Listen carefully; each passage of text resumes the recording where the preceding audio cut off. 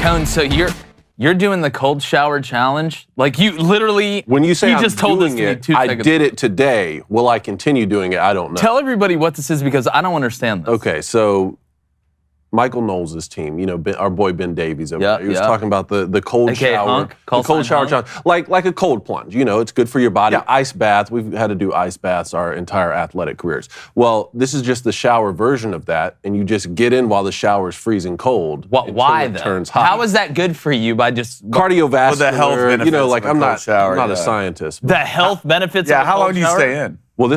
Well, I stayed in until it got hot. Until my shower got hot. So let's say 60 seconds, even though it felt like 5 minutes. And it gets cold. It was freezing. Okay. Imagine we've just gotten into a point in society where it's just hilarious the things we do. Like think about if you went back in time before we had hot water. I know. When people had to sit in buckets of cold water to wash themselves and you're like, hey, this water coming out could be hot. I'm talking about hot for a while. I was thinking about all that. You pay a certain fee every month. But we've gotten to a point now where we're like, you know what? Let's get in it cold first. I was feel like thinking we're about so that. bored as a society. Like we're like, you know what? I'm not going to use electricity for a month. But you say that, and I was thinking about, trust me, everything in the world ran through my head during that 60 seconds. It was so freezing. I was thinking, man, my ancestors would probably slap me right now, but this may be what I need. I don't know, David. You're like you're motivated, man. I talked to God this morning. I feel like It was some so people. cold. Here are some had of a the good benefits of conversation taking a with cold God. shower. Hit me. All right. Improves blood circulation. Who? Where are you reading Increases metabolism. There you Reduces go. inflammation. Prevents muscle soreness. Relieves localized pain and helps your immune system. Who's that? The So all WHO? of that, What's the WHO all of that, telling you that? plus the psychological effects of I've already gotten the toughest part of my day out of the way. See, like I don't want to. I don't want to 6:30 in the morning. I don't want to be screaming at the top of my lungs. I don't think 4:15. I couldn't do it in the morning just because I can't do it. But I could take a 2-minute, 3-minute cold plunge in the afternoon. Like I never mind ice baths. Why don't you do this? Why don't you do this instead? Okay. Why don't you wake up in the morning and pay somebody to, when you stand up and open the door to the bathroom, they kick you right in the ball? I might have rather had Why that don't this you morning. just pay It was somebody to do cold, that? man. I was like, this is awful. And I then knew when- I was going to do it last night, so I was dreading it when I got up. And then when the water turned hot, I talked to God. I said, thank you. I bet like, it's one of those things like That's part of the apocalypto diet. I haven't implemented. You will never get used to it. I'm sorry. All the people are like, Yeah. well, a couple weeks in, you'll find it. Should I continue or You'll should I never stop? get used to it. Look, that's going to have to be between you and God. Like, I don't know. We're not What going do y'all The fact that I'm having to talk you into using hot water the whole time in the shower, I did not expect to die on this hill this morning. Lamar Jackson says he requested to be traded from the Ravens weeks ago. Spring football practice heats up, and we're going to preview A&M, Nebraska, and Washington. And Gary Sheffield Jr. joins us to preview Major League Baseball season that's about to kick off. I'm Jake Crane, and welcome to Crane & Company.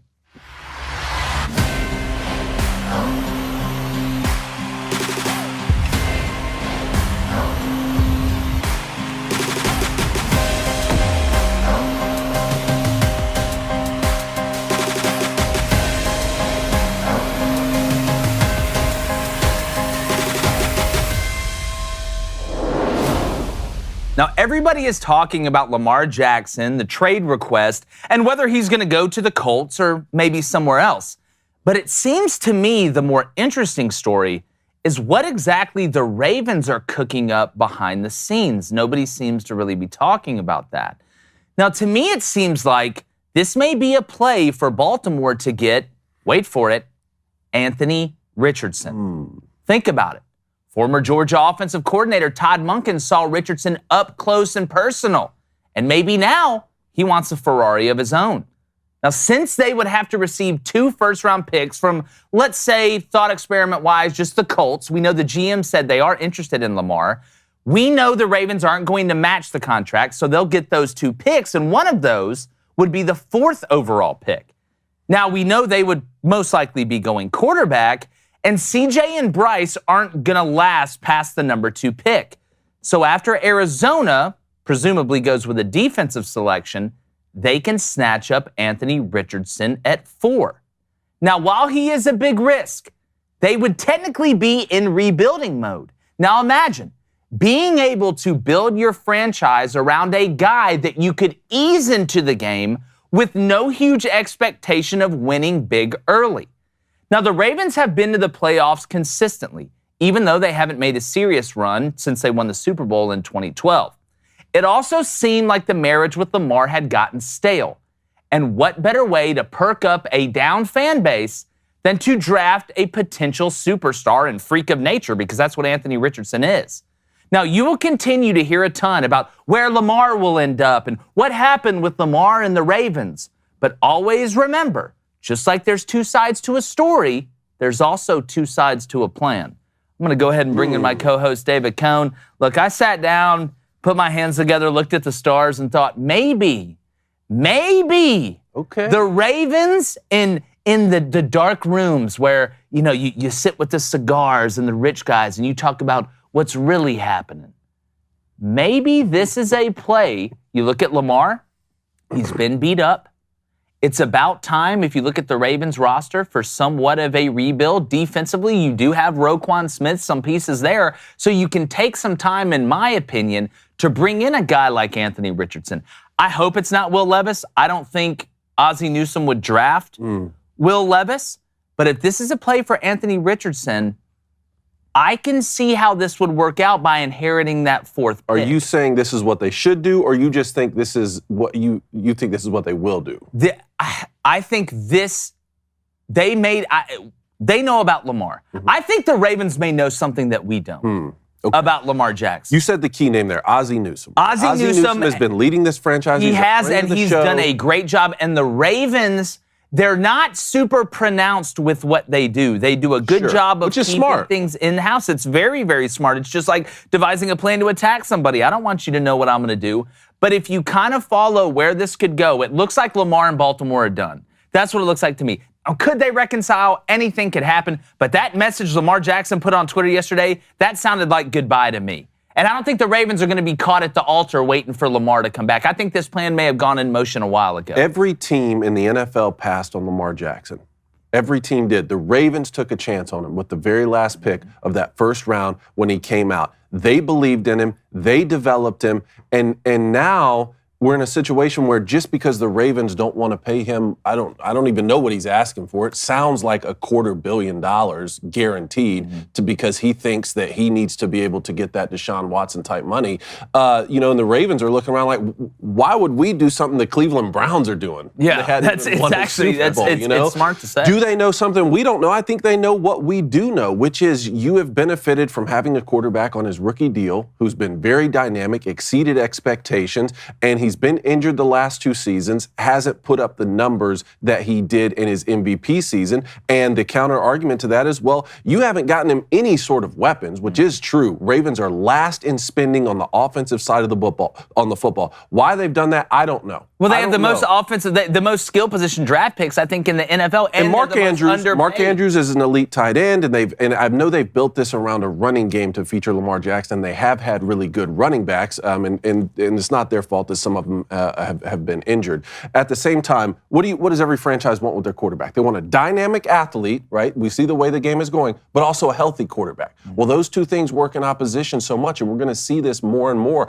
as the mobility of quarterbacks starts to take over and people are escaping the pocket. You're going to see quarterbacks get injured more and more. Lamar Jackson has been injured the last 2 years. It's reasonable for a franchise to say we need to seriously think, are the best football days of Lamar Jackson behind him? At the same time, you're not going to have success as a franchise continuously if you continue to need to strike oil on a rookie deal with a quarterback, right? You did get a guy. You're the team that believed in him. You got that one right. Now, if he moves on, you're going to have to strike oil again with Anthony Richardson. And after his rookie deal, if he turns out to be everything that you thought he was going to be, have to get another one right. It's a dangerous game to play, but I do understand where the Ravens are coming from. But if you're the Ravens, let's realistically think about it. You don't have to get a quarterback out of this draft. You don't have. I mean, you get 2 first-round picks. All right, dealing off Lamar. You get skill positions for the offense and the class that's coming out next year. But with the quarterback class, you can fall in the draft enough to still get a good piece. I don't believe in Anthony Richardson. All right, I think Anthony Richardson has a better chance of playing a tight end than he does quarterback. I don't believe in Will Levis, but I do believe in a lot of guys. I believe in KJ Jefferson more than both those guys. I believe in Hendon Hooker more than both those guys. So if you are going to get a quarterback this draft, I'd wait and get in Hendon Hooker. But you can get 2 first-rounders, all right, so you can fill that skill position, whether that's a receiver, back, or whatever it is, and then go get a quarterback in next year's draft. Lamar's got to realize at this point, man, no one's going to pay this. No one's going to pay. You'd already gotten picked up if someone's going to pay this money. Unless a team wants to wait until after the draft so they don't have to give up this year's first. That's the only thing I could see that maybe a team is out. To a certain extent. But if I'm the Ravens, at this point, like, I can either fill up my offense when it comes to skill players, deal with Lamar Jackson, because I think if you go through Lamar's career, Lamar never gets in trouble. Right? Always been a stand-up cat. I like Lamar Jackson not only as a player but as a person. I do too. So this is business. Yeah, I don't think there's any hidden behind the scenes that we don't know about. But I do think there are multiple ways. If you're the Ravens, if you can restock that offense, even if you want to deal Lamar, because at this point I'm not paying that much money. Even Deshaun Watson came out for the Browns and said he's getting his contract restructured. Yeah, well, and look, again, I just, if we're going to deal in, okay, well, we'll just throw this year away. Because, look, I think you know who Huntley is. If Lamar and the Ravens are going to part ways, we know this is a business. The point of the Ravens organization is to make money. How do you make money? You generate excitement, whether that's through winning or whether that's turning the page from a guy like Lamar Jackson and going and making a big splash that may work out or may not work out. That's just kind of the way it works in the NFL and professional leagues. But to me, it doesn't matter if I don't believe. Do I think Anthony Richardson is going to be a superstar in the NFL? I think he has the chance to, but I wouldn't bet on it. But I would take him over Will Levis. A lot of people said that about Lamar Jackson. That's exactly right. And what did the Ravens do? But again, at the end of the day, if you're able to get a guy on that rookie deal like an Anthony Richardson at 4, which you're not going to obviously pay him what Lamar Jackson wants to be able to pay, and you can take that year and get that extra first-round pick after drafting Richardson to build around a guy like Anthony Richardson with an OC and Todd Monken that is now new, I could see an avenue where this was a play to take a chance on, because he fits. Anthony Richardson kind of fits the exact same mold that Lamar Jackson did coming out of college. People look at his athleticism, and that's the best part about his game. How fast he runs, how high he jumps. They're kind of sleeping on him as a passer, because I think Anthony Richardson, we always talk about, Will Levis being a one-trick pony, can just throw the fastball. If you really look at the tape for Anthony Richardson, he has the ability to have touch. But to me, he's kind of a little bit like Ricky Vaughn from Major League. The dude can throw the heater, we know that, but he's a little bit wild with everything else. And when he gets wild with everything else, he overthrows and then he can't control the heater. If you could find a way to harness that thing, man, it's like the atom. You find a way to harness it, that thing is a hell of a weapon. Super dangerous risk to take. Yeah. It's an Oppenheimer situation, but if it does work out, you can rule the world. In this instance, being the NFL. Well, what's really cool about Lamar Jackson is watching him become polished from the pocket. He really has been slinging the rock from the pocket. How much of that is because the threat of mobility? Because it opens up defense? As a defensive guy, it's huge. It's a lot. It's huge. But can he transition into being more of just a pocket passer and keep those injuries down? And then to your point, could Anthony Richardson do that if he got in the league too? That remains to be seen. Last point here, though, on this, they have the number 22 pick in the first round. Yep. So you're saying they'd have to trade up, right? Because you don't think Anthony... No, I'm talking about the Colts. If the Colts acquire Lamar Jackson, because the Ravens aren't going to match, the Ravens will get the 4th pick. I see what you're saying. Okay, yeah. And because right now the Ravens have no second-round pick. So they have the 22nd in the first round, and then they have the 86th pick in the third round, and they don't, it's 1, 3, 4, 5, and 6 for them. So you could go 4, and then keep that 22nd pick if they wanted to go, maybe a Hendon Hooker, somebody like that after that 4th pick, if they want to try and take a chance on a defensive guy, because it looks like the Panthers and the Texans both going to take a quarterback. So that means Arizona's either going to take Will Anderson Jr. or Jalen Carter, in my opinion. So one of those two that you don't get, you have Roquan Smith, you add a Jalen Carter or Will Anderson Jr. to that defense. I mean, early as I could see a path. To be honest with you, I think Hendon Hooker is going to be better than Will Levis and Anthony Richardson. Like him. For sure. All right, but how much is Hendon Hooker really moving the needle? But speaking of moving the needle, March Madness is heated up in a way that nobody could have predicted. The Final Four, it's basically Final Destination. You got FAU, San Diego State. It's absolute craziness. And with the way the games are playing out, the last thing you want to do is to miss a game-winning buzzer beater because you're driving around trying to find a place to fill up your propane tank. It's 2023. That's why you need Cinch, C-Y-N-C-H. They're a propane grill tank home delivery service. They deliver the propane tanks right to your door on your schedule with no long-term commitment or subscription required. So go online to cinch.com or download their app to order. Remember, that's C-Y-N-C-H, because new customers can get their first tank exchange for just $10 when you use the promo code BOOSTER, B-O-O-S-T-E-R. Go to cinch.com or download the Cinch app. Use our promo code BOOSTER, B-O-O-S-T-E-R, to get your first tank exchange for just $10. CYNCH.com, promo code BOOSTER. It's a limited time offer, and you must live within a Cinch service area to redeem it. Visit cinch.com/offer for details. Guys, it's Bros Week at the house. We're talking about grilling out at some point this week. Blaine never hit me up yesterday. Am I a little bit hurt about it? Yeah, but I'm going to internalize that and become better myself. Does your phone work? Yeah, you never called me. My phone does work. Call me. No, it's Bros Week, man. I've got the castle. You have to let the drawbridge down. I was nurturing an injury yesterday, all right? I didn't get called, hey, Blaine, I got some ice at the house. You put the soft Come ice it down. You put the soft in softball. But, Coney, you've used Cinch before? Tell the people. Well, it's contactless, which was the only part of the process I was disappointed in because I wanted to give the guy a high five. He did such a good job. It was right there on my front door. Right there. Put your hands out. And then you make food. There's no stranger. You know the secret to the perfect high five is? Huh. Look at the elbow. I've heard that. Look at the hand, look at the elbow. So you look at their elbow? Yep. When you're doing this? Both look at the elbow, boom. Why don't I just look at your hand? Like if somebody's throwing a fastball at me, I'm not going to look at the guy's glove. It's a high five, not a fastball. I don't know. It's something literally coming at your, general area. Just look at the elbow. It's a cinch. Yeah. Speaking of that, make sure you subscribe. Follow us on all social media platforms. If you're not signed up for the Daily Wire Plus, what are you doing? Speaking of, let's go to the Booster Club. All right, Stephen Moore, he says, Lamar had great stats in college. AR would probably be a better H-back in the NFL. Well, this is the thing with me. When people try to compare, like, the people who pass up on Lamar in college and Anthony Richardson's getting all this hype, Lamar won the Heisman. All right, Anthony Richardson completed 52% of his passes. So the fact that people are so easy to jump for Anthony Richardson, why I had to watch Lamar Jackson fall in the draft. Okay. Well, the offense that Lamar Jackson was in compared to what Billy Napier tried to do at Florida, this was my argument with what Anthony Richardson was doing systematically at Florida last year. They were Dak Prescotting him, trying to turn a guy that's not a true pocket passer into a pocket passer. Anthony Richardson is not going to be Joe Montana in the pocket or Tom Brady in the pocket. Now, he has a big enough arm to make NFL throws, the whole shot versus cover two, posts, pokos, things like that, can fit it in the red zone on the run. The biggest threat is Anthony Richardson's athleticism. If you put Anthony Richardson at Louisville in the ACC and you give him that same system that they ran, Anthony Richardson's numbers would be way better than what they were at Florida. But I'm not going to blame Anthony Richardson because Billy Napier and them tried to fit a square peg in a round hole. I understand you try to protect a guy, but at the end of the day, Anthony Richardson's value, you don't get a race car to drive the speed limit.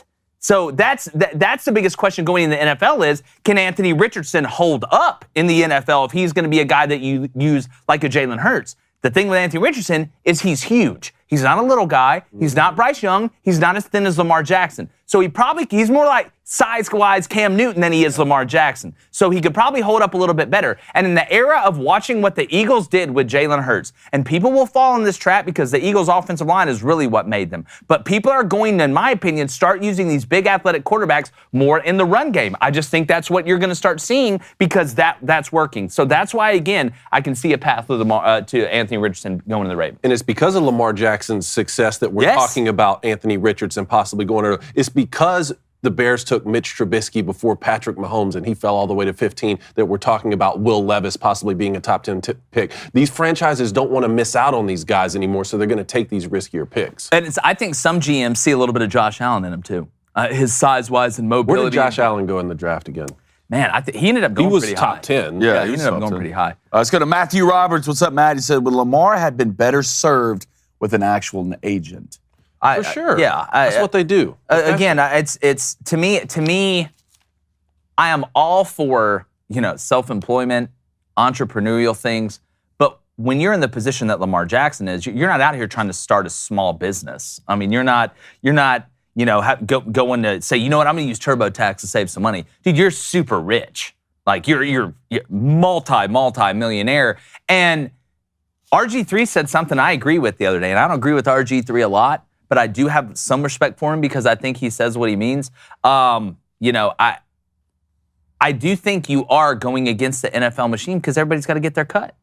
The agents, they're all in this thing together. Sure. The agents want everybody signing big deals because that's going to help them make more money off commission. The NFL wants you to go through their process because it keeps everything in-house. So he is going against the machine a little bit, which doesn't help you. But all right, one more question. All right, let's get to a $5 donation from Trent Kelly. Trent. What's up, Trent? Appreciate it. He says, I just want to know if the Gators will ever be a top-tier program again. Florida? Yep. Yes. Look, football's cyclical. We get lost in these ruts. That's why there are anomalies like Nebraska and Tennessee being down for so long. But eventually, you do get out of the ditch. Everything is cyclical. 25 years from now, Bama may be a middling team in the SEC. You never know with football. People will be running the triple option again and laughing at people that run the air raid in 30 years. That's just how football will always be. But speaking of football, let's go and get to a spring practice update. Let's do it. And quickly, Josh Allen went 7 to the Bills out of Wyoming. That was the year. 7, Baker Mayfield went 1, Sam Darnold went 3, and then Josh Rosen went 10. Josh Rosen. I totally forgot about Josh Rosen. Holy hell. Well, guys, I'm going to go ahead and start. I want to start with Texas A&M. Texas A&M? Yeah. If you don't know, we're doing our spring practice tour. We're each picking a team a couple days of the week. We've already hit, I think, up to, what are we at, 9? Almost 12 teams, somewhere around there. I want to start with Texas A&M. We pick one from a different conference.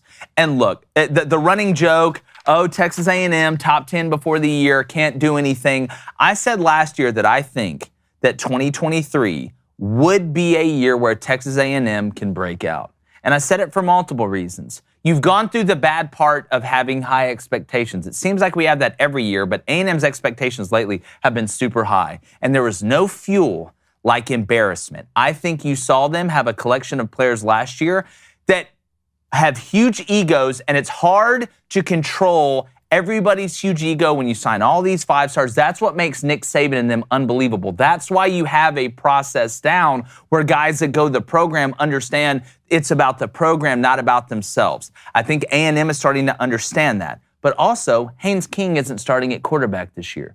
You brought in Bobby Petrino. There's people talking about press conferences. I could give a damn about Jimbo Fisher talking in press conferences.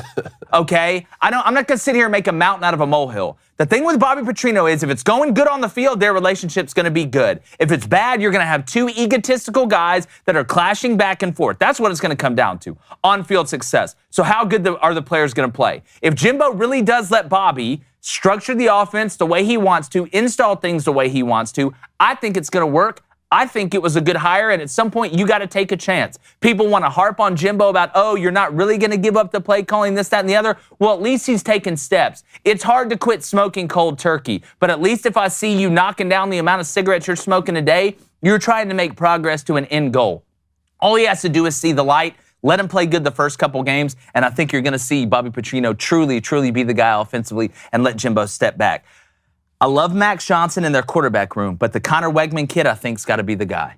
I think he's got to be the guy. You saw him come on at the end of the year. He made some big plays in big moments. He's still young and still learning, but he's still a little cavalier enough to go out there and make the big play in the big moment. I like the mix. I like his running ability. I think it's underrated. Losing Devin A-Chain hurts. All right, I understand that, but let's not act like Texas A&M hasn't, acquired skill players, and not just on the offensive side. I like the Amari Daniels kid at running back. I think their depth there is going to be fine. I don't think it's going to be a drop-off to where their run game's not effective because I believe their offensive line and what they're returning has a chance to be special. I love the Blake Post kid. I think his game is phenomenal. He's a guy that's able to kind of wiggle his way through things. I think he's going to be a guy, too, that from a deep ball standpoint can give you something to have defenses fear. But I'm looking at A&M's defense. A&M, to me, is going to be cooking when that defense is hitting at an elite level and they have the talent to. Now, I know you lost Miles Jones in the secondary and Jalen Jones in the secondary. Miles Jones transferred, Jalen Jones went to the NFL.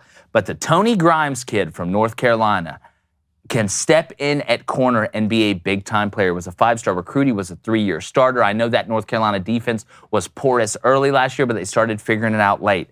And then Shamar Stewart on the defensive line, I think, has a chance to be a superstar. But if you look at what A&M is returning up front, that's where I think this team can take the next step. You played Bama on the road last year. You get them at home this year. I think A&M, and I want to say this with a grain of salt because people will laugh and point A&4, expectation. I think this could be a year where A&M really does break out because not a lot of people outside of A&M are expecting them to flop again. Mm-hmm. And at some point, you keep hitting in blackjack, you're going to hit 21 eventually. At some point, A&M's going to hit 21, and I think it's in 23. Remember, they were right there on the cusp of making that college football playoff in the COVID year. Yep. I think they were 7-1, 9-1, something like that. But up front, that's the difference. So 2 questions then. How much did they lose in the transfer portal from that number 1 class they had a year ago? And do you think Bobby Petrino will be the OC their past 1 season? They lost a decent amount in the portal, but I don't know if that's a bad thing. You want a balance, right? You always, I call it the Kentucky syndrome. You want to recruit the best players, right? You want to recruit the best players, but sometimes the best players aren't always the 5-star players, or else every 5-star would always work out. Half the problem these really talented, highly ranked kids have is they think it's about them and not the program. It's the same problem we see in society. It's entitlement by young people. They want the job straight. They don't want to work hard for it. They want it to be given to them because, oh, well, I majored in this, or I did this, or I was in this newspaper article. They don't want to work for it. They don't understand that sometimes starting from the bottom of the totem pole is the best way to reach the top. They think they already need to reach the top because they look around and see some freshmen that are able to come in and play. But having those egos and having more of it, I mean, think about who A&M is. A&M, when they've been successful, isn't this recruiting, these huge egotistical 5-stars. It's the 12th man.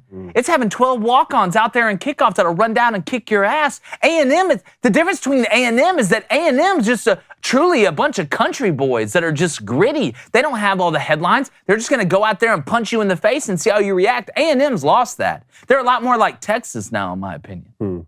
Anything on A&M, Blaine, before we move on? So look, the talent was never the problem with A&M, but for some reason they come this season with such these high expectations and just flop every year. So I'm not going to sit here and believe in A&M until I see it. I don't care how many number 1 recruiting. I can understand number 1 recruiting classes you stacked. You transfer portal somewhat. I can understand your point of view when it comes to that. And toxicity in the locker room is not good. It spreads like cancer. It can happen extremely quickly. But they got hurt in the transfer portal. A lot of those 5-stars left, but I do believe in Jimbo Fisher. This is why it's so weird to me. Jimbo Fisher is a phenomenal coach, even go back to Florida State and what they did. So do I think Jimbo sooner or later will turn it around? But I do think he has to let go of the reins a little when it comes to that offensive system. It's not the same, all right? Petrino can do it, man. Petrino can do it. He's done it his whole career. So if he lets Petrino do his job and not micromanage every little thing when it comes to Texas A&M program, I can see them taking that step. But until he does that, I will not believe in A&M. Well, again, this Jimbo Fisher, Bobby Petrino experiment, it will come down to how the season starts. That's what it's going to come down to. First 2 to 3 games. I'm trying to pull up that's why I'm trying to pull up their schedule right now because just like anything, positive momentum yields positive workplace environment. Bad momentum, that means that's when the micromanagement. I got it right here. They got New Mexico. Yep, they got New Mexico in the first game. All right, you need to come out and look crisp offensively. Yep. And shout out to Bryant Vincent, the OC former UAB coach. Good luck. They go to A&M this year. Game 1. And then the second one at Miami. That game, too, may write the story. And I hate it coming down to one game because it's way more. It takes way more than one game. But where A&M is right now, they need positive momentum early. They go down to Miami, and they're crisp offensively, and they get after them. You got Auburn at home this year. You got Auburn at home this year. You got Arkansas at home this year. You have Bama at home this year. South Carolina at home and Mississippi State at home. You go to LSU. You go to Tennessee and to Ole Miss. No App State? No App State. Yeah, not on the schedule. No App State. They got Abilene Christian and New Mexico. Good. Yeah. Woo. From personal experience. All right, let's go to the Washington Huskies, boys. Yeah. You want to talk about a dark horse team, this is one you can get behind and maybe sprinkle a little cash on. First of all, Caleb DeBoer coming into his second season on 11-2. Dude, I said it last year when he went there. But this is big. I go to this schedule, all right? There's 2 teams on the schedule last year, all right, that weren't on the schedule that are going to be on the schedule this year. All right, that's USC and that's Utah.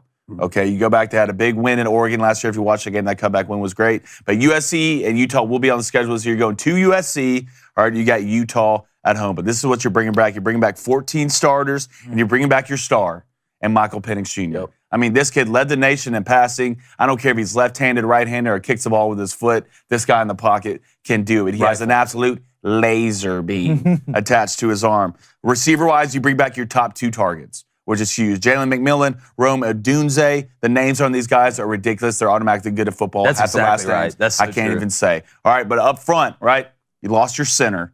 You lost your both guards. But there's one thing you can be happy about. You bring back both your tackles, all right? And if you're Michael Penix Jr., that is huge, especially the way he plays. He likes to push the ball down the field. And usually when you take long drops, what happens? It's outside pressure, but you bring your 2 tackles back. That's huge. The running back room is probably the biggest question when it comes to the offense, right? You lost your top rusher, and your backup guys don't have a lot of experience. But what do you do as a head coach? Especially nowadays, you get in the transfer portal, all right? You got a guy coming in from Mississippi State who's talented, and another guy coming in from Arizona State. So I'm not too worried about their backfield. The way that offensive system goes, they'll be okay. All right, let's go to the defensive side. You bring back 7 starters. And a lot of it when it comes to the Washington is being healthy on defense. Finished 3rd in the Pac-12 last year when it comes to overall defense. So the biggest thing with them was secondary. You had a couple good players, but you gave up a lot of passing yards per game. So go to the defensive line. You have your 2 edge rushers back. Zion has to get healthy. All right, even you saw last year the kind of the things he did. He gets healthy. You have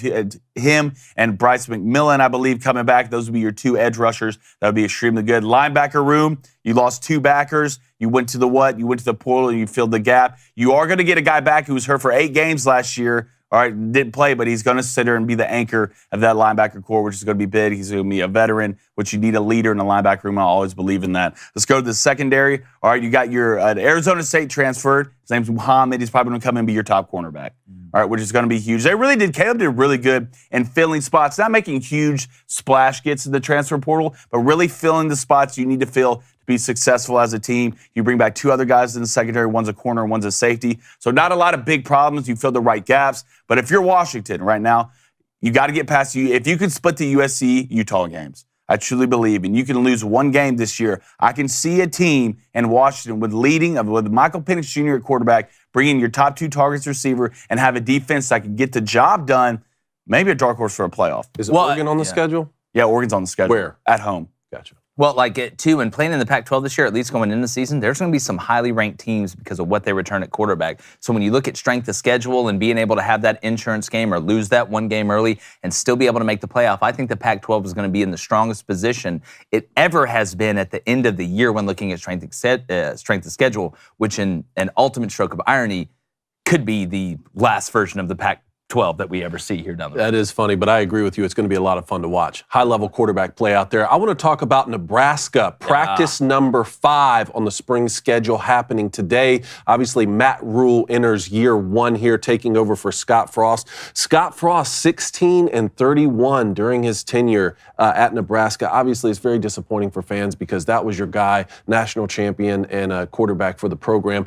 Nebraska hasn't been to a bowl game since 2016. That is wild. Say it like that, that's surprising. But I think of another blue blood college football program like Florida State, who didn't have a winning season, I don't think, since 2016. Look what they were able to do this past year. That set up some serious momentum coming in. They're one of your favorites to win the national championship. Yep. At these blue blood college programs, it can be done. You can turn these things around if you set the proper foundation and have the ultimate respect for the program, which it sounds like the word out of Lincoln right now, Matt Rule has that. The red N on the helmet really means something. Keep in mind, this program is 9th all-time in wins in college football. We're talking about a home sellout streak at games that goes 6 decades right now, from 1962. This is a place where you can win, and Nebraska owns the state. That's their state. They have that going for them. Now, do they need to reach outside of that and recruit, around the country? Of course they do. A lot of programs do. But at least they have those things going for them.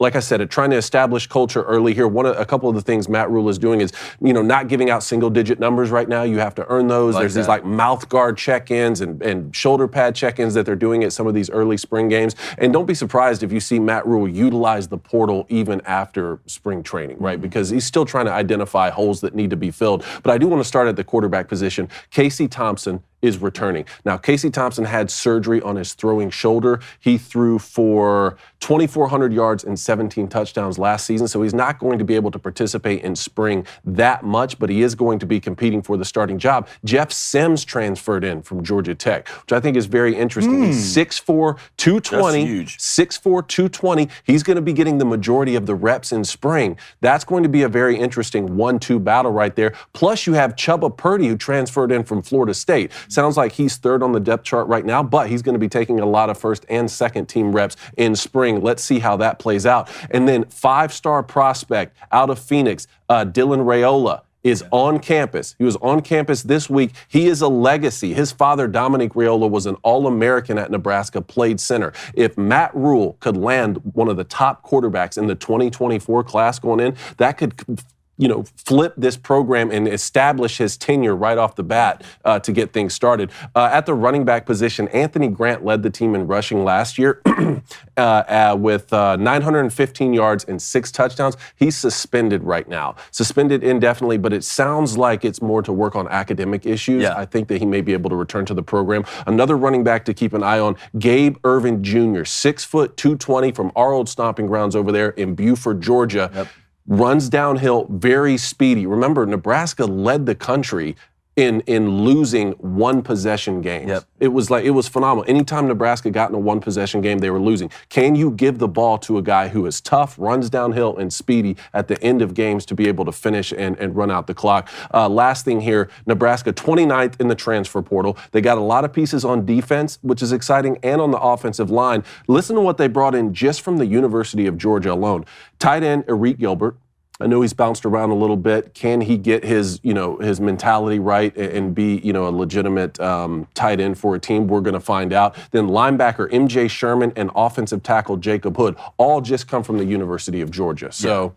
If you're going to get transfers, that's not a bad place to get them from. No. They seem to be doing something right. No, got them from Georgia. And look, you start off at Minnesota and at Colorado. That's games 1 and 2. At Minnesota, at Colorado, that's not a great start. Get Northern Illinois and Louisiana Tech both at home. Then you get Michigan at home. They go to Illinois. They get Northwestern and Purdue at home. Then they go to Michigan State.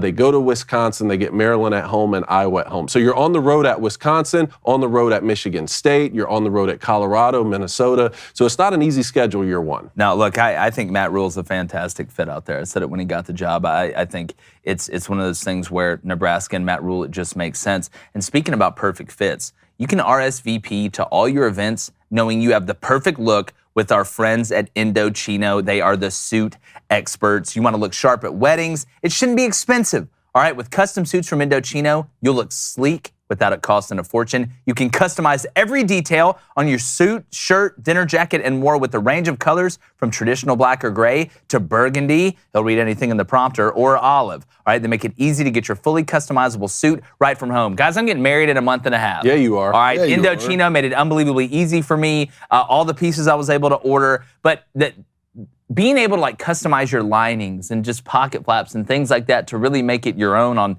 what's obviously a very special day for me and Reed, that's very important because I like being original. I do like being original. Traditional, she's old school, traditional too, but I like being original. That's why Indochino made it really easy for me to put kind of my, flair on it, I guess is the best way to put it. So if you go to Indochino.com and you use our code BOOSTER, you get 10% off any purchase of $399 or more. That's INDOCHINO.com. Use that promo code BOOSTER. I know you're going to be looking good, Coney, at the wedding. I mean, you're a groomsman. I hope so. As someone who doesn't fit the traditional sizing standards, you can't just get stuff off the rack, so Indochino's helped me out. That's exactly right. Indochino, big, tall, thin and small. Doesn't matter.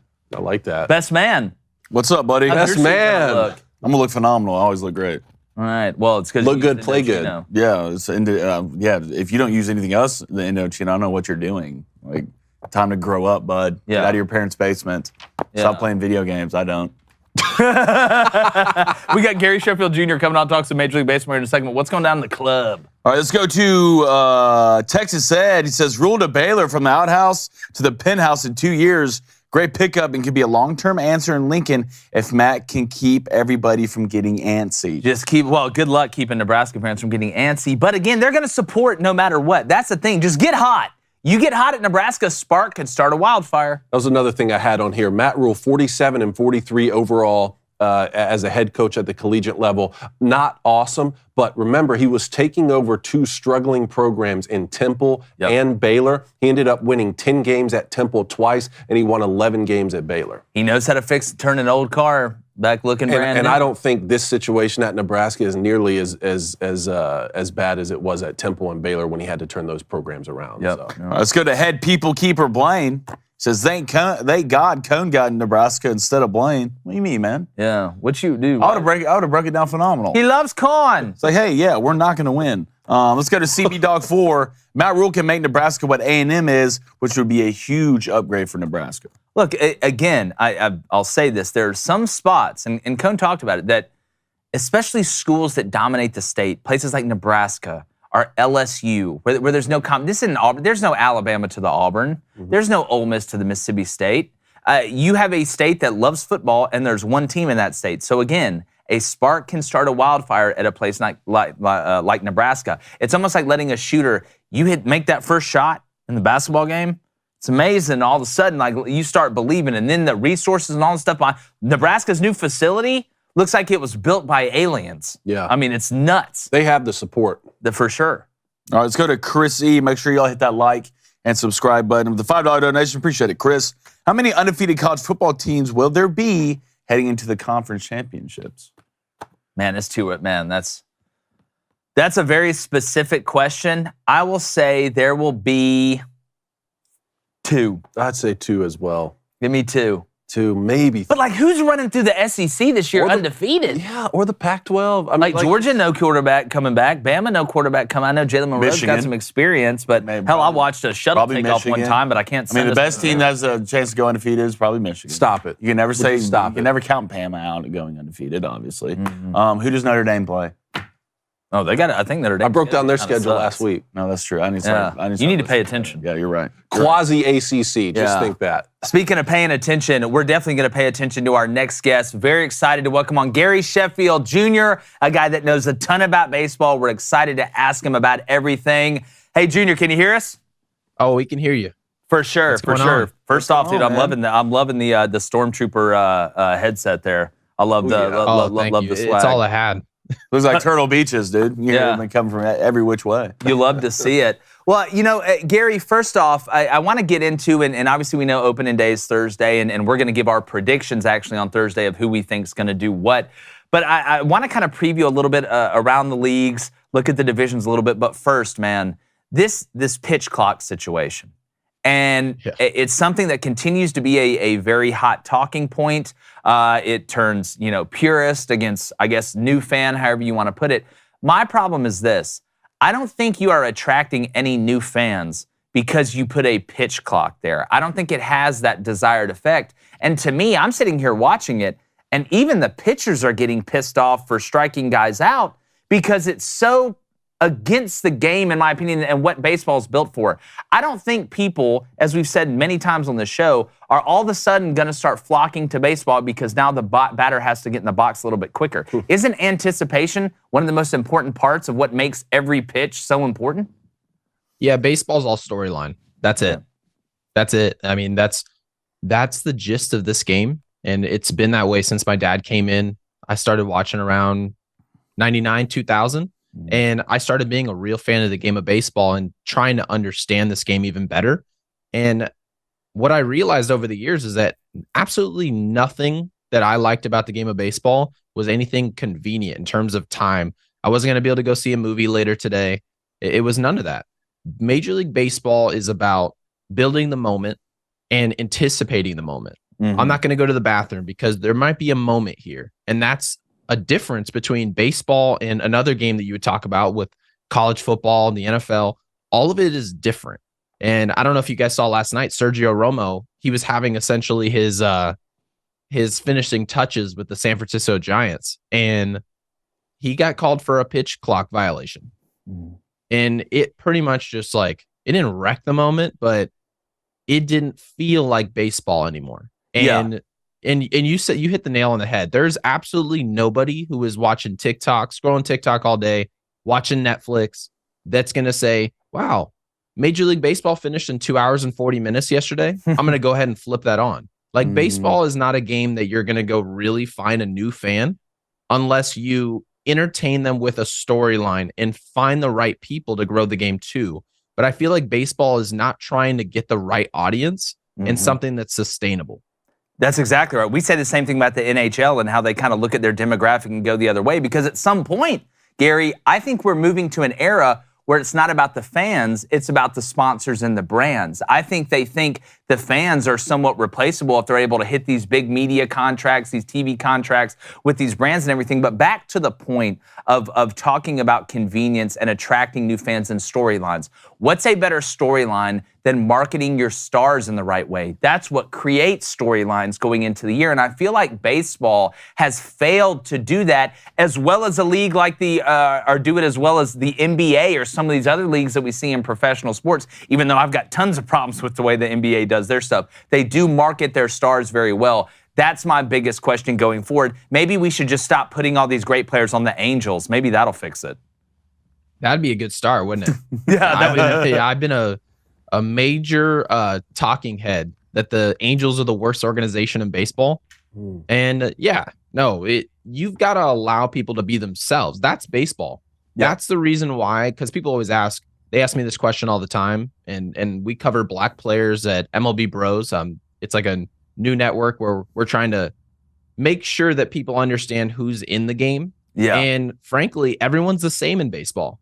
It's like you show up, you wear your socks this way, and when you hit a ball in play, you need to run to first base in this way. And then you can't upset anybody. And ultimately, if you watch the World Baseball Classic, which a lot of us did that are baseball fans, it was a much better product than what Major League Baseball offers us, because you get to see some flavor. Now, if there's a sport, any sport at all, with no flavor, no touchdown dancing, really no personality whatsoever, how can you expect someone who's 13 or 14 years old to watch your product? Your product stinks. That's just what it is. And a big part of sports is personality. So without that, I don't really understand how we can sit up here and say we're trying to grow the game.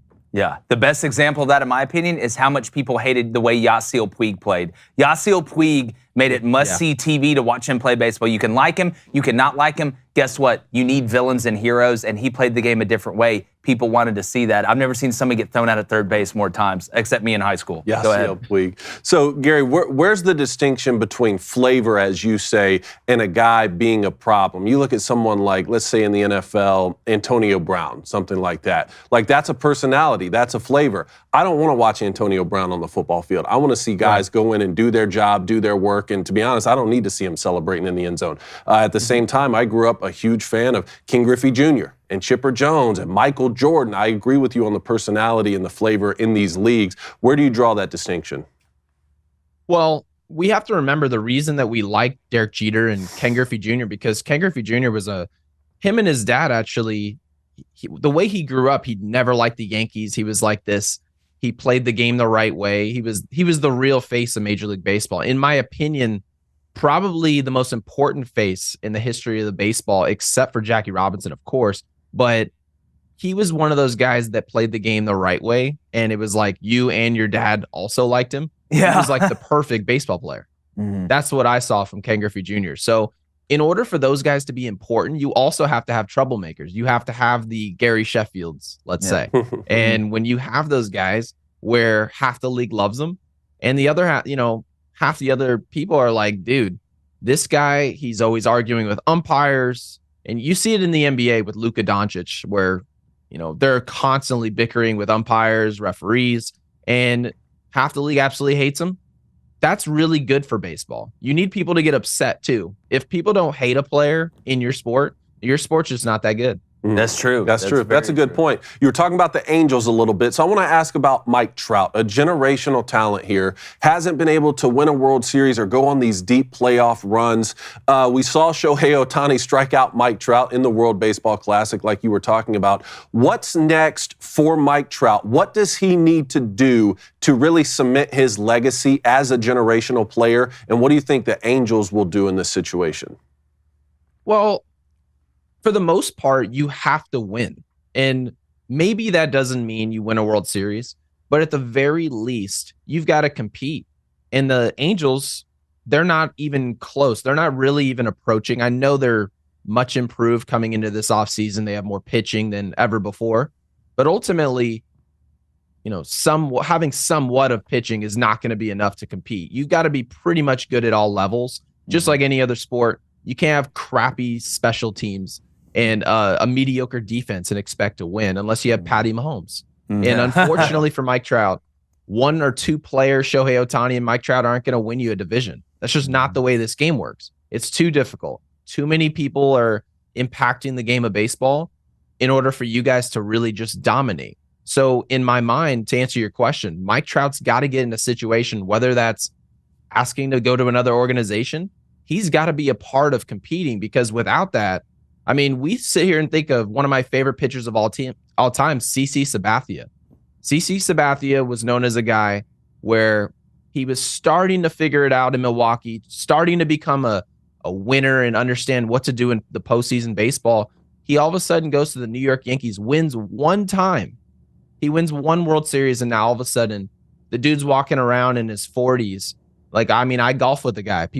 They talk to him like he's the 6-time champ. Yeah. And Mike Trout needs that. If Mike Trout had that, I mean, we would start opening that conversation again, looking at his numbers and really pulling back the hood and being like, this might be one of the best players of all time, if not the. Yeah. Yep. Well, the real question was, who does he end up with, the Yankees or the Dodgers? Because we all know where that's going. Well, yeah, hopefully the Yankees. It was so ironic to watch Shohei strike out Mike Trout to finish the WBC. I know. Can't be mad at the guy. That slider Shohei threw. Oh, God, just well, there's so many limited appearances of Mike Trout and having to be clutch in clutch situations. That's the only one I can remember, and you K'd up. Yeah, I know. So, shout out to the Angels. But Gary, I know we talked about the pitch clock earlier with Jake. Man, I want you to get, what's your thoughts on the shift getting banned? Are you a pro-shift guy? Do you like to shift, or are you against it? This is such a touchy subject for real baseball fans. Yep. And at first, I would say I was against the shift. Just because, I'm a baseball purist. I don't want this game to be touched. But then when I really started to slow it down and be like, what am I looking at right now? I kind of realized that no one was really shifting just because they didn't know. And I think if Major League Baseball and their coaches had a better understanding of how to get guys out, they probably would have been shifting, say, my dad. Mm-hmm. My dad was a dead pull hitter. Any of you who watched my dad play, you probably saw maybe once or twice in your entire lives him go the other way. Yeah. Which means he would have been shifted, right? So it's like, why weren't they shifting my dad? That's the question. Why were you standing? Why was a guy standing at second base waiting for a ground ball from Gary Sheffield? That's stupid. So, over time, they started to realize, let's not do that. Let's put everyone on the left side of the field. Gary's going to hit a ground ball or a line drive to left field, or he's going to hit a home run. That's the way the game of baseball is played now. So they get rid of the shift, and I was like, no, that doesn't seem right. But as time goes on, without hits and action, the game sucks anyway. Yeah. Yeah. If you want to grow, you got to do something. Yeah, if you want to grow the game, what do people want to see? They want to see hits. They want to see runs. They want to see home runs. Singles per game reaching an all-time low the past 3 seasons, and last year the overall batting average was .243, which is the lowest it's been since 1968. Again, though, I get that, and for the overall health of the game, I understand that. But to me, and typically comparing rules in sports is very hard, kind of like comparing players and eras. But I think about it in other sports. So by banning the shift, that's almost like in basketball to me saying, oh, well, this guy doesn't shoot threes well, but you got to guard him like he shoots threes well. You can't sag off in the paint so you can double when they kick it down low because we know he's not a shooter. Or in football saying, no, Jake, you can't bring that corner off the edge because you're lined up in front of a wide receiver. Why the hell can't I put my defensive players where I think is the best place to put them to win the game? So I feel like we're almost saying I'm going to sacrifice giving my players the best strategy to win the game so you guys can get more hits. My ass is trying to win because if I'm the manager of the Mariners, they don't pay me for all of Major League Baseball to win. They pay my salary for my team to win. Mm-hmm. So I almost feel like you're taking it out of the coach's hands, which I am never a fan of. I get where you're going with it. I understand that offense sells tickets, but this is the only sport I've seen when they're like, No, you can't play defense like that. Hell, there's no defensive 3 seconds in college basketball. Like let's be honest. So that's kind of my problem with it a little bit. But that's where I'm at, Gary. I do. We're at Gary Sheffield Jr. Make sure you give him a follow on social media. The dude is absolutely locked in. He's a great follow. Very funny too, as well. But Gary, I do want to start with the American League here. We don't have to go division by division. Obviously, the same heavy hitters we talk about, the Yankees, again. But there's a team in the American League, man. I am big on the Mariners. Not just because I think they have the best uniform combination in baseball and color scheme, but also the way they've kind of built this team with J-Rod and Logan Gilbert, some of the young talent mixed with some old talent. Is there a team or two maybe in the American League that you're looking at saying, I don't know if we're talking about them enough, they could be a surprise?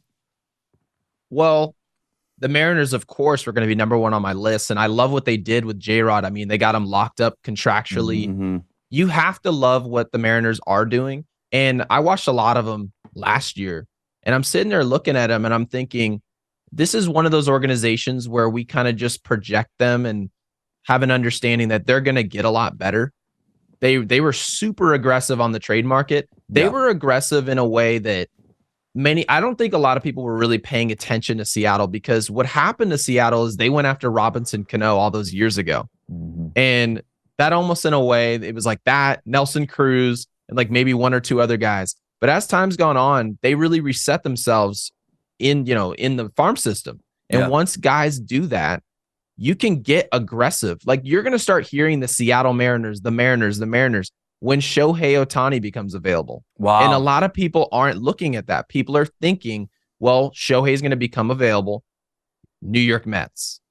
Wait, who are the big hitters? Dodgers, Yankees, all those teams.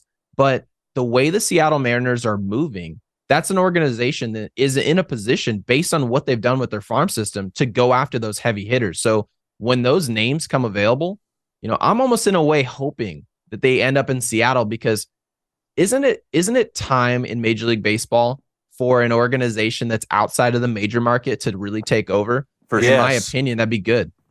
The Braves. Yeah. I love that. Me and Coder are obviously Braves fans. Now, moving to the National League. We all know the Braves are going to win the National League, but we have to talk about some of these other teams. I do want to talk about the Mets. And no, I don't want to. I'm not laughing at the Mets typically like we normally do. I can't wait for them to start off the season good and then fall off the cliff. But that's neither here nor there, bias aside. You look at what the Mets added. You lose DeGrom, who, in my opinion, when he is healthy, and I know the best ability is availability, I think he's the best pitcher in baseball. But you add Justin Verlander with cat eyes there. Is this the year where the Mets do it, Gary Sheffield Jr.? Nope. Yeah, good. No, I'm sorry. And it's not. I don't have anything against the Mets. I'm not one of those guys who's a Yankees fan who just can't stand the Mets. No, I'm just really indifferent. I'm indifferent about the Mets. And you can't really make a prediction for the Mets to be successful. I think anyone who's doing that, they're just hoping that one of 10 years that we've said it, it's going to pan out. It's almost like me with Texas A&M. Like what you can tell is that the Atlanta Braves just have their number. And that's unfortunate for an organization that comes in, frankly, with better rosters. The Mets, I think maybe the last 2 seasons, I've thought they were better than Atlanta. They come into the year, Atlanta just has that dog in them where you're like, you can't beat us regardless of who you bring on the field. For sure. That's the way it feels. And maybe that changes this year, but unfortunately for New York, the injury bug, it's not helping. So like the more New York goes down that rabbit hole, Atlanta and their fans have to believe that nothing we've seen is going to change that. Yeah, they're the Kentucky basketball of Major League Baseball. Have one of the best rosters, but can't do anything with it when it matters lately. Gary, how do we feel about the Yanks this year? Is this year the year? About the same. I feel about the same I've felt the last 3 years. Okay. Like we're headed for a division series. Potentially we squeak out, but the ceiling is not where I like it. Where, of course, as a Yankees fan, and I know people get upset at that because they say, well, we would take what you have. I say, yeah, well, you're not spending $300 million on players. So it's frustrating because in my mind, this Anthony Volpe kid, he's going to be incredible. And I don't know how much you guys are paying attention to him. Yep. He is I've watched him a little bit in the minor leagues, and when I look at a player that can take over a baseball game, like the way you see Trey Turner, where you say he's a good baseball player, not just hitting home runs, Volpe is that. And the Yankees, frankly, needed more of that. They needed more well-rounded baseball players, too many power hitters around the league that really oversaturate your lineup. And he's a breath of fresh air that's going to help this team. But ultimately, it's the same feeling as the Mets. Of course, the Yankees are much better, but I feel like they're missing that piece where you say the Yankees can really do it. And ultimately, the Yankees don't have to win, but they have to come into the year feeling like we are the team. Yeah. Aaron Boone's going to have to win it eventually. We all know how it is in New York. Eventually, with that talent, he's going to have to do it. Gary, man, fantastic stuff, dude. We have got to get you back on. Can you tell everybody where they can find your work? Again, it's a great follow on social media as well. Yeah, you can find me at Gary Sheffield Jr. on all platforms. I won't be verified on there any longer because of Elon Musk. But yeah, so we got that going on Twitter, Instagram, all the same. I'll be doing some work with MLB Bros. Nice. We're partnering with MLB Network, so you can catch me there. And anywhere on the internet, really. Thank you, guys. Definitely, man. I loved watching your dad play. You were a great player as well, man. We got to get you back on and talk some more ball. Yeah, and you'll have to listen to the new podcast with me and my dad because, we love to get in trouble. So, dude, we need to get both y'all on the show at the same time. That'd be fantastic as well, man. Well, Gary, we appreciate it, brother. Thanks for getting up early. I know you're out there in Arizona. We really appreciate it. Oh, I washed my face. I'm up. There we go. There we go. They take cold showers like weirdos. All right, appreciate it. Y'all be good. Gary Sheffield Jr., man, that was fantastic. Oh, that was you get him verified on Twitter? Huh? Yeah. Come on, man. Come on, Elon. That's my cousin. Yeah. Well, call him. How about that? Elon's your cousin? Yeah. Speaking about cousins, let's go to the Booster Club before we hit some of these reactions. Okay, we got some donations. We'll get to those in a little bit. Let's go to Stephen Moore. He says, "What's our thought on the Oakland A's? They've been a huge drag on team for decades."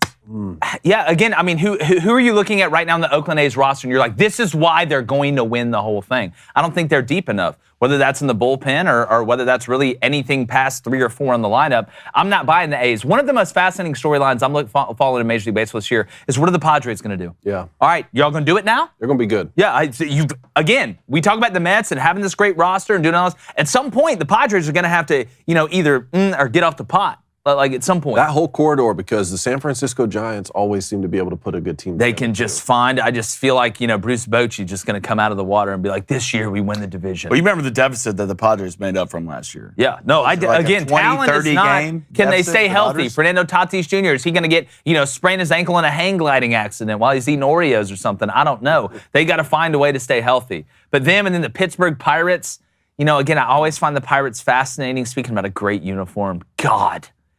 Dude, there's some fantastic uniforms in Major League Baseball. There are. All right, let's go to Brian Brown. What's up, Brian? He says, baseball is a position game. If a shortstop is at second base, he's no longer in position, just like football. Again, though, a position is a name of a player. It's not a location.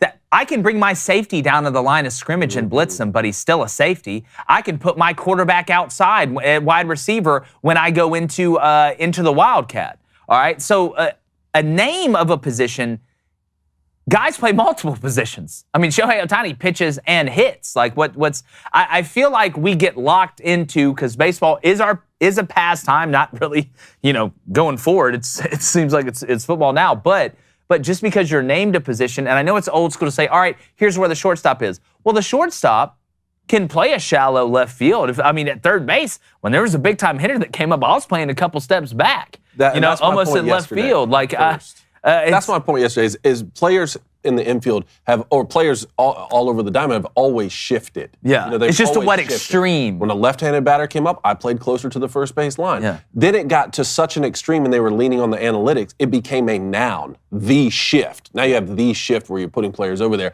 It's like the zone versus man defense in the NBA to me. When someone first told me there was a time in the NBA where you can't even play zone defense. That's so wild to think about. What are you talking about? I want to do whatever I can to keep about putting the ball in the hoop. At the same time, I understand trying to make the game as entertaining as possible. That's the goal. There's a balance there. Where's that balance? There's a balance. That's the That's question. what it's about. And I get what y'all are saying, but it's about getting runners on base. It's about scoring runs. In baseball, you want to sell tickets. You want to get ratings. No, people would rather see a 9-8 game than the 1-0 game. Most people would. The majority would. But my question is, if you're so worried, if we're going to say that hits are the reason people buy, why doesn't anybody bunt anymore? If you really want to get guys on base, why aren't you bunting? Yep.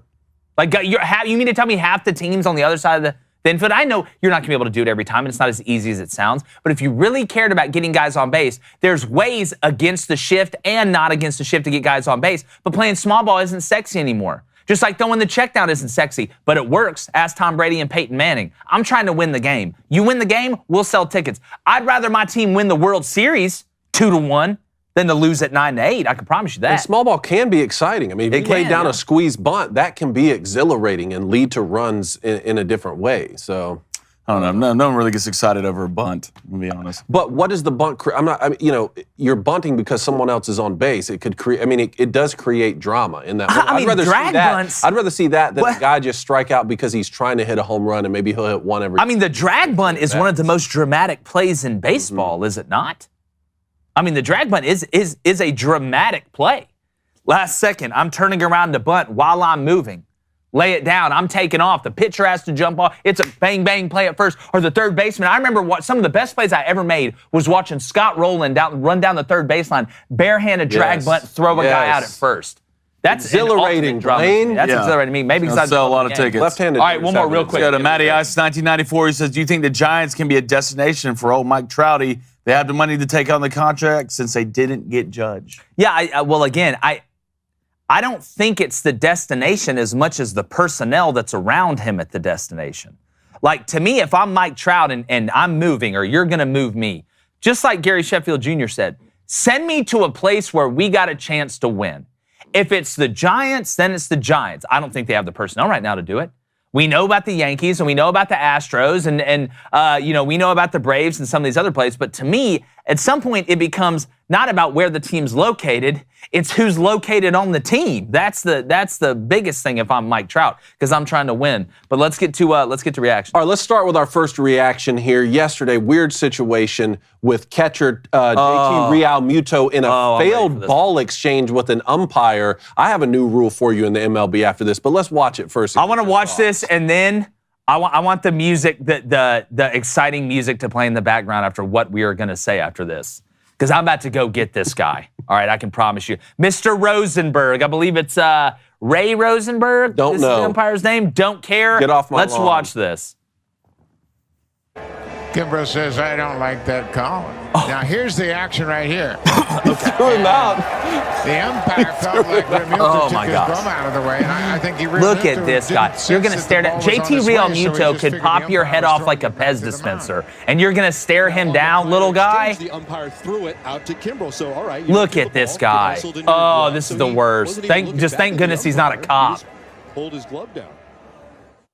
Okay, so if you're listening on audio, you need to watch this. Basically what happened is JT Realmuto the pitch was thrown. They wanted a new ball. JT Realmuto put his glove behind for the umpire to give him the ball, and the two previous pitches, the umpire threw the ball to the pitcher. When they wanted a new ball, he didn't hand it to JT Realmuto. He threw it back to the pitcher. So when JT Realmuto put his glove back, he assumed that the umpire was going to throw it again, so he moved it forward, and that's why it looked like he tricked him. But I'm going to tell you something, Mr. Rosenberg. I've never been let down by a Rosenberg as much since Julius and Ethel spied on us from Russia. You are not a big man. The game is not about you. This doesn't make you strong. And in a spring training game? Ooh, gross. Grow up. Do girls not like you? Are you not good at fighting? Do you suck on the grill? What are you compensating for? I could have a couple guesses. I bet you have a huge truck with mud flaps that says "Get Back" on the back of it. I bet your dad's still disappointed in you, and I don't even know who he is. But I'll tell you this, JT Realmuto, you're a real one.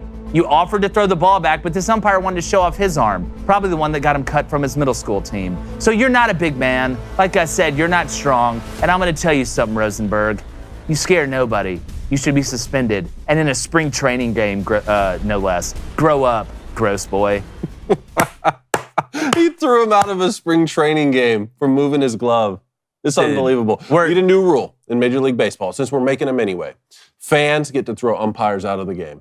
That'd be great. Fans get to throw umpires out of the game. There you go. You're out of here. Or just let them fight. You're going to do that. That's fine. What do you think about that umpire right there? Well, I think this is another thing that umpires have God complexes. That's what Is that the most egotistical? That they official? think they matter so is. much when they don't. Sooner or later, buddy, that's going to be a robot. All right? And you're going to be at home probably eating a hungry man, sitting next to your mom complaining about what you could have done in high school about being better. All right? You're probably 5'6", max, maybe 5'7" with those shoes on. 2, you're not good at your job. Bro, you threw the ball back to the pitcher the first 2 pitches. If I'm the head coach of that team, dude. I'm telling you. See, the thing with me, it gets to a point where it's hard for me not to get physical with some guys. It's really tough. Because some people, at the end of the day, deserve to get punched in the face. Yeah. They really do. Everyone at some point in your life needs to get hit in the face so you know the violence that comes with things. That guy has probably never been told no. Well, it's again, if I'm JT Realmuto, this is a spring game. I'm getting all my money's worth. Yeah. You can throw me out for the rest of the spring. JT Realmuto's got to prove nothing to nobody. And the thing that I just can't believe is when people say, "Oh, well, you know what? Call good balls and strikes, and the ego's a different thing when it comes down to throwing." No, it's not. Do you know how many umpires call balls and strikes based on getting their feelings hurt? That's basically half the deal. We saw it last week with one that was in the other what do you mean like calling balls and strikes has nothing to do with ego? It's got everything to do with ego. And everybody has to have a little bit of ego to get to a certain level, right? You're a Major League Baseball umpire. You have to control the game, but you don't dominate the game.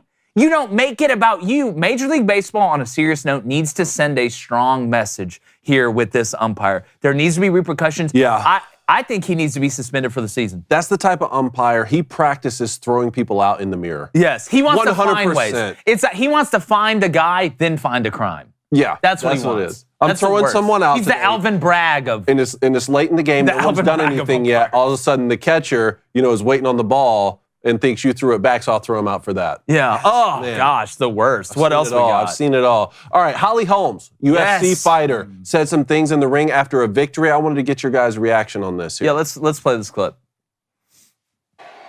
Something that's not on my part, and I feel like I have the platform to say it, I need to say it. I just feel it's really sad, all the sexualization of our children right now, and we need to protect them. Whatever that may be, let's protect the children, please. Do anything we can to help. Man. Yeah, number one, kudos to Holly Holm. Now, we give people hell about not speaking up about what they really think because they're afraid of what's going to happen with their sponsors and with social media and society. I want to make sure we give credit when people do. And to me, it's so sad that the saddest part of this is we've gotten to a point now where this has to be explained. Mm-hmm. This has to be said. I don't care if it's a strip club. I don't care if it's a drag show. Sexualizing children is disgusting, and there's a word for that. They're called pedophiles. And if you're somebody that sexualizes children, in my opinion, you fit that category. How about this? How about we let kids be kids? How about you people out there that are trying to influence the sexualization of children, just stop it and stay away from kids. At some point, we're having to scream common sense into the air, and it's really disgusting, and I feel like there's only a couple ways to handle it. Yeah, honestly. Well, I'll tell you why I appreciated her stepping up and saying this. One, when it comes to our children, that's a line in the sand that I think most people have. Yeah, you want to talk about getting hands put on you? That is beyond politics. Yeah. That's beyond culture. That, speaking up for the kids, it's so easy to do. It's a home run, and it's something that's important, right? And the second thing, the way she went about it, she didn't claim to be an expert at anything. That's something that frustrates me a lot with some athletes like, say, a LeBron James or things like that. It's not that you're using your voice. You and I have talked about this shut up and dribble crowd for a long time. I hate that. We are not in the shut up and dribble crowd. If we were in that, we wouldn't be able to do what we're doing now because we would just be seen as former athletes who can't talk about these sort of issues. Everyone has an opinion, and some of those opinions can be valuable. I want to hear what everyone has to say. The janitor here at this place may have the best idea for our sports show. He may have one thing that helps us, right? So I want to hear that idea. She didn't claim to be an expert on anything, right? She just came in and said, look, the sexualization of our children is a bad thing. I think we need to, examine this. That's why I appreciated the way she went about her message. One, good for her to come out and say this, and one, not worried about sponsorships or money, and three, good for Dana White, because she's going to get pushback from this, but there's anybody who can handle this, who knows how to run an organization, who stands behind his fighters, that's going to be Dana White. So good for her. We need more of this across on all levels. On all levels. It doesn't matter when it comes to sponsorship money. At the end of the day, it's not about money. It's about people and it's about kids. All right, it's about protecting them. So good for her, and she's a hell of a fighter too. Yeah, it's just absolutely mind blowing to me that people will push back against saying don't sexualize the kids. I don't care if you're gay, straight, in between, or whatever. Yeah. All right, Blaine, your boy, LeBron James. Yeah. Back from injury, right? Mm-hmm. Back from injury. He had some things to say. Do we have let's pull up our LeBron James clip. He looks super excited. Jafar! Did anyone ever suggest surgery? Yeah, 2 doctors. Why did you decide against it? Because I went to the LeBron James of feet, and he told me I shouldn't. I'm not doing that. Are you going to need surgery on this after this season? I don't know. Right now, I don't need it, so we'll see what happens. I'll probably get another MRI at the end of the season, and go from there. But if I end up having to get surgery after the season, you guys won't know. I don't talk to you guys in the off season, and by the time next season starts, I'll be fine. I'll be ready to go. What country is the LeBron James' feet based on? What country is I don't know. I have no idea. $30 is China. Here's my thing. Why would you go see the second best foot doctor ever? That's my point. You went to see the guy who's not as good as MJ at feet. Well, yeah. When it comes down to the clutch? I went to the LeBron James part of this. I'm surprised he said he couldn't. The big part of this was that the doctor said he's never seen someone recover as fast as LeBron did. Wait, LeBron said that or the doctor? Well, he said that the doctor said he's LeBron said the doctor somebody said that. recover so fast. I'm sure At he one did. point, like, first of all, LeBron, when it comes to like success story, is one of the best sports success stories ever. Sure. I mean, one of the best for sure.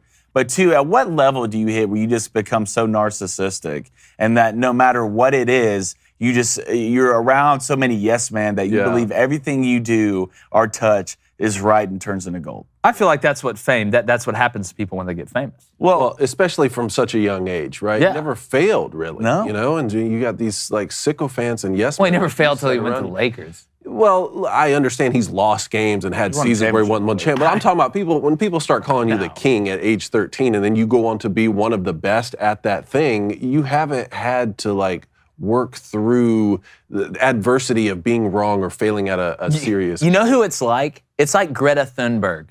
That's like, a good point. since she was like, what, 11? Everybody's been like, you're a genius. You're not wrong about any of this. So now she thinks she's actually a genius. I mean, this is a stupid person, okay? Like, let's be honest. They just told a kid, they just agreed with everything a kid said.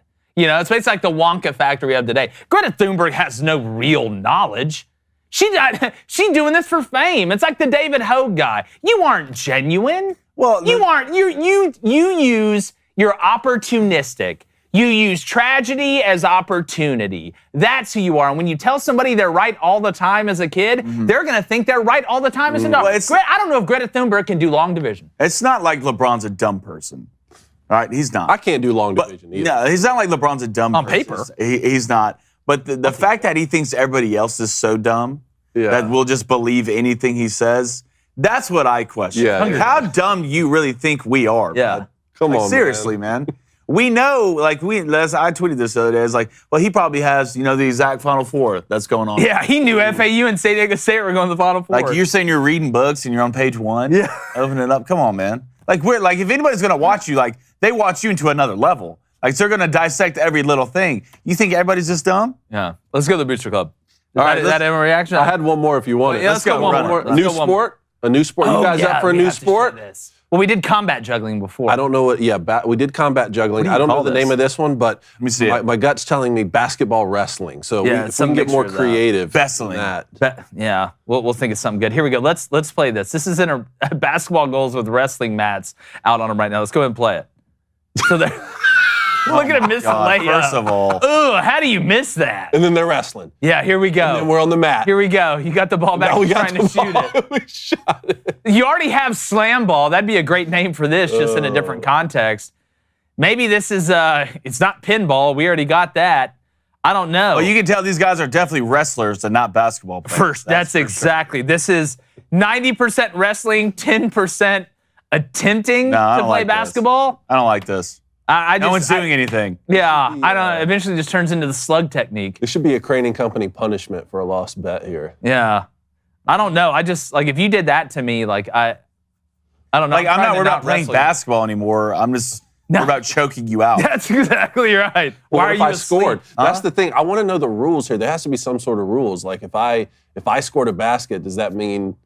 No, I'm not going to say it. Say it, David. Left hand red. Say it. Yeah. We can turn to something else really quickly. All right, let's go to Jimbo Eagle. We're going to hit some donations here. It's going to be a little bit spotty all over the place, but I think we can handle it. Let's go to Jimbo Eagle, $5 donation. What are the minimum requirements for a running back to be considered a Hall of Famer in today's age? Man, I mean, I think... I mean, it always comes down to numbers and rings. I mean, those will always be the two things. Now, you know, how flashy are you? Do you have a style that's maybe like Derrick Henry where you're humongous and fast? Or is it like a Barry Sanders where you're incredibly shifty, LaDainian Tomlinson style? But it always comes down to numbers and rings. All right, let's go to Feeling Dangerous, 113, $5 donation. Appreciate it, brother. I got in here late, so you may have been corrected. But Ozzie Newsome has been retired for a while. I don't know if he's retired. He's not the general manager. He's not the general manager. He's the vice president of something. We had Ozzie on the show. Ozzie has a say. Yeah, I promise you that Ozzie Newsome is involved in it. As long as John Harbaugh is involved in this, Ozzie Newsome is involved. Okay, so he, just like we said a couple weeks ago, Ozzie Newsome was the GM from 2002 to 2018. Now he's the executive vice president of player personnel, which has been from 2019 to now. And we saw him down at the Senior Bowl. I promise you he was involved. All right, let's go to Ryan Gade. What's up, Ryan? $5 donation. With opening day upon us, how are my Phillies looking? Got JT, got Schwarber and Trey looking good in the WBC, but with Hoskins out for a season with the ACL, how are you feeling about the Phillies? I know y'all are a huge Phillies fan. Yeah, no, Reese was absolutely smashing the ball too. Look, again, I think the Phillies, they're like Icarus. They just get too close to the sun and they melt. The question is, how close is too close this year? Last year was the World Series. The year before that, fell apart before. I mean, you look at the NL East, I mean, damn. I mean, it's tough. There's a reason that the NL East, it seems, is always represented on the National League side in the World Series because it's the SEC of the National League. Yep. Yeah. Nationals, Braves, and Nationals and Braves both won the World Series in the last 4 seasons. I don't know when the Nationals won theirs, and then Phillies went last year. Look at the Mets roster; Mets are they're going to be good. I mean, again, it's a fist fight. All right, Trent Kelly had that earlier donation. We sent another one, $10 donation. Appreciate it, Chris.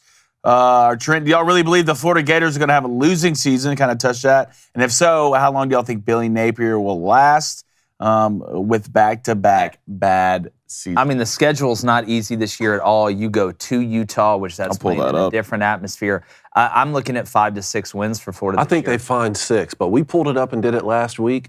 It's going to be tough. There's going to be a lot of pressure on Billy year 3. I don't think they're going to fire him after 2. Yeah, even though we've seen that precedent set across the country. Again, Florida is a place that you can win. We talk about a spark to start a wildfire, even though you share a state with Miami and Florida State and UCF. We know how big of a brand Florida is. I think the way the roster was left, there was some talent at the surface, but when you went below the surface on the roster that Dan Mullen left, the cupboard was pretty bare. I don't think people really understood the depth problem that Florida had. It's going to take some time for Billy to turn that thing around.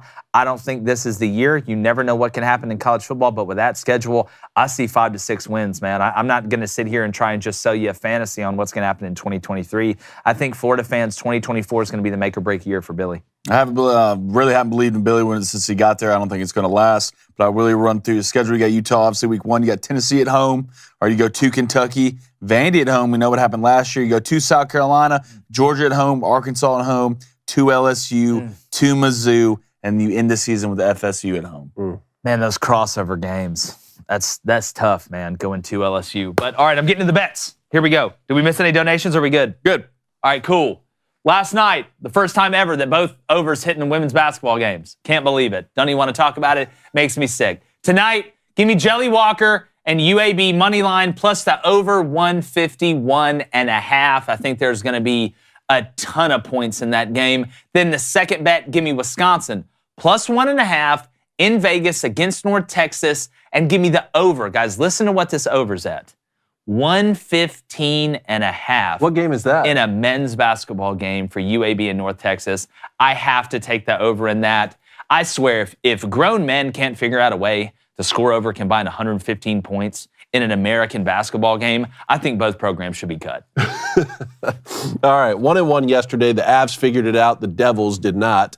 I'm going to go double hockey again today. Double hockey. Bruins, Bruins, minus a goal and a half. I think they got the Preds tonight, so yeah, I'm going to take the Bruins. Yeah, good idea. Minus 130. And then the LA Kings, plus 115, money line. I can't wait to bet Nerfies, boys. It's coming up. It's coming up. Nerfie God. I might get it tatted on me. All right, let's go to Pels, plus 8.5. That's minus 112. And then give me the Hornets, plus 9, minus 110. Sticking the NBA. It's really been doing well for me. Obviously, you can see my record. But Ace Cone, looking like he's going to cruise him out. We got to get him in studio. Yeah. How much does he cost to get on? Yeah. What's the fee on that? What's DL charging? He hardly even talk to him. Is he talking ish at the house? Yeah. Whenever he leads a month, I can't even talk to him. Yeah. He sends you to your room. Tonight, he's going with the Las Vegas Golden Knights money line at plus 100. Then the Canes money line minus 140. Looks like he's trying to put those windows down and cruise to the championship. There you go, man. How about that? Back to it. Let's go to Dakota Blackburn. What's up, Dakota? I've seen you in a minute. What do y'all think about the Braves sending Vaughn Grissom to the minors after letting Dansby walk this season? Here's what I don't question. Alex Anthopoulos. I don't question Kirby Smart when it comes down to which guys he approves to give an official offer to at Georgia. I'm not going to question one of the best GMs in Major League Baseball who delivered me a World Series very recently. And we have, about as much young talent as there is out there. I'll trust Alex Anthopoulos to a fault. I'm the same person that'll sit up here when somebody shows you who they are, believe them. Mm-hmm. And you best believe Alex has shown me who he is. A very capable guy. Again, if we're having to pick between guys with the last name Grissom and Arcia to see who's going to play, we're in a good situation. All right, let's go to Cone in 60 seconds. Here's my take on the shift. At first, I was for the rule change. Now I'm against it. If the team shifts against you, be a better hitter and push the ball. Big Papi bunted because of the huge shift they put on him. He used what was given to him, and that's my opinion. What do you think, Cone? Papi, I agree with that. That's what you and I have been saying, I believe, right now. I have always accepted your point, Blaine. If they're going to throw you 100 miles an hour inside, it's hard to hit that pitch the other way. But part of me is like, I don't want guys to line up on the other side of the field. I don't like the shift. In essence, make them not shift you, right? Like Gary Sheffield Jr. just said, his dad was a pull hitter, so they would have put the shift in play on him. Hit the ball the other way. Figure out a way to get on base. But again, think about that. If you're saying, okay, Gary Sheffield, you're a pull hitter. Here, let me put all my players on one side of the field and then throw you where you like to hit it. Yeah. Again, if you're a pull hitter and they're going to shift you, you're helping me. Sure. Like, especially if I'm a guy that you're like, listen, just hit home runs. We don't care about singles, which that happens nowadays. All right, you're going to shift me over here. You're obviously you're going to throw Gary Sheffield inside. You're going to throw Gary Sheffield high and in, and he knows it's coming. He'll create a new element. Mm-hmm. Like he'll hit the ball. I get what you're saying, but that's not working. What do you? That's why when the Gary came on, like the lowest batting average last year since 1968, lowest amount of singles, lowest amount of hits. So I get what you're saying, but that's not working. Well, no, but again, I think you have to look at it by the player. Like there's some guys that are good enough to take advantage of it. There's some guys that won't. But I will always err as a hitter. If you're going to tell me where you're throwing it, I put anybody wherever you want to put them. That takes away half of my job. Here's the two halves. What type of pitch and where it is. That's true. You knock one of those halves out there, I'll take that right now. I'd rather know where the pitch is than That's have, exactly than have you a right. Bit more spread out over. I would much rather. But what I want most of all is to see entertaining baseball games. And if this is what leads to that and keeps us from having to turn the league into whatever the Savannah Bananas are doing, then fine. Make people not be able to cross second base at their position. I don't care. Just get on with the baseball. And that's the best Rob part Manfred, about being. If Rob Manfred would just resign, then take away the shift. We should have traded Rob Manfred for Brittany Griner. For the shift. Oh, for Brittany Griner. Okay. Yeah, that too. Because nobody deserves to be in a Russian prison more than that guy. Wow, that's harsh. No, that's harsh. I'll tell him to his face. They're going to make you apologize. All right, real quick, we'll get to the poll, but I want to get this other one from Dakota. It's a good question. Can the Ravens get Jordan Travis, and do you think he'd be a good fit for the organization? Ooh. So I was saying, wait a year. There's a thought. I'm telling you guys, Jordan Travis is good. There's a thought. He's good.